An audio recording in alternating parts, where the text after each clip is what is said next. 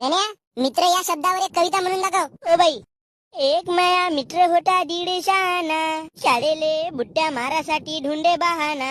मोठा होऊन पेवाले लागला तो दारू पाणी, काम धंदे नाही कर हिंटे लंगलंग कुत्र्यावानी. रिकामचोट घरी बसून म्हणते लागला पावसाळा, कामाले जाईन म्हणते फक्त लागू दे हिवाळा.